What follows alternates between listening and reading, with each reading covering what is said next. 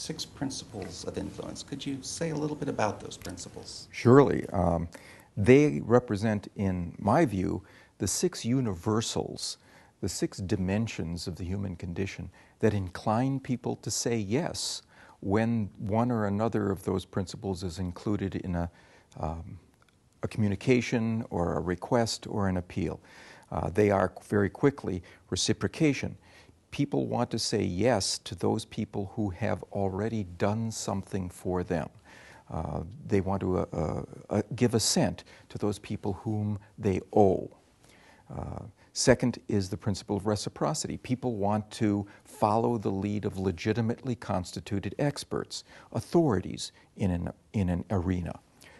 Next would be the principle of social proof, or what we call consensus. People also want to follow the lead of what many others like them have been doing or are doing in a particular situation. Next would be scarcity. People want to seize those opportunities that are rare, scarce, or dwindling in availability. Next would be commitment and consistency. People want to be consistent with what they have already said or done, especially in a public way. And then finally, liking. People want to say yes to those individuals they know and like. I have a 17-year-old son who doesn't do his homework as much as I'd like. Can I use these principles to influence my son to do more homework? I think so. And for a teenager, I would suggest a particular one of these, and that is the principle of consensus or social proof. What those individuals around him or her are doing. Your job as a parent is to arrange for the milieu in which your son operates to be one in which there are kids who do their homework. If you need to drive him across town to get involved in a particular activity that has that kind of kid available. You need to put him in a surround where those individuals are there so that their norms, their values, their preferences come from the side and influence him, rather than something that you try to do from the top or from the front.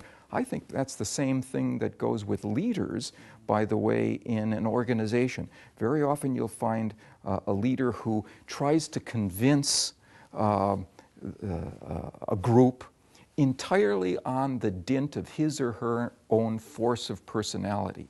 And what the best communicators recognize is when they are not the best communicators.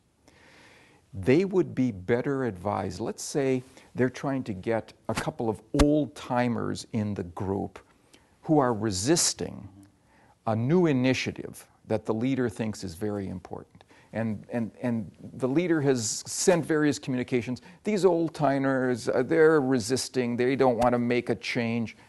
Instead of sending yet another message from the top, in a team meeting, ask one of the other old-timers who has already gotten on board with the idea why he or she thinks it's a good idea. That person's voice will have more impact on the two reluctant ones than one more thing that the leader can provide. Do you think, however, that a leader that uses these techniques will be perceived by followers as being an effective leader?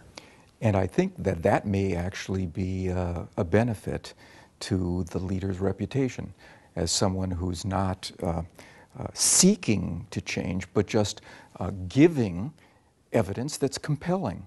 What may not be recognized is that the leader is honestly, and it's very important to be honest in this, is honestly giving them the credentials of the people who are in favor of the program that he or she is advocating, is honestly telling them the degree of consensus for the wisdom of this program among other individuals for whom it has been tried, is honestly telling them what they stand to lose and how the time available to seize this opportunity may be dwindling, and so on. So that kind of context in which one places the qualities and the merits of the program can be effective. And people, I don't think, will recognize, oh, I'm being influenced by those things. They will recognize that they've been influenced and are likely to attribute it to the quality of the idea involved, because after all, they don't want to think of themselves as being swept along. True, true. It does raise, in general, the question of ethics, to have the skill and capability of influencing people without their knowledge, almost through invisible means. I mean, you yourself then are a persuasion expert. You know, are people nervous when they meet you? Are they wondering if you'll influence them? Do you tell them that on an airplane when you sit next to them, or you somehow, do they become worried that you will manipulate them?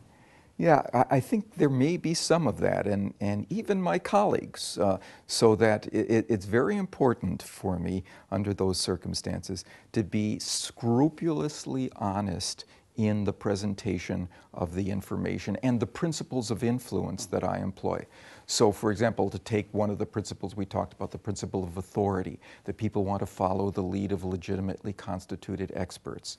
It's very important for me, if I have a position, an idea, a program to try to advance, that I provide the genuine credentials of those experts who would concur with me about that, so that I've employed a principle of influence, authority, but it's one that counsels correctly for recipients to want to believe. If we follow the advice of the people who have genuinely become knowledgeable and expert in an arena, then we as recipients of that information will be more likely to make good choices. So as long as a communicator, I employ these principles with scrupulous authenticity, then I feel that no one has been manipulated, no one has been coerced, no one has been deceived in the process. Good. Thank you. I enjoyed the opportunity to interact, Don.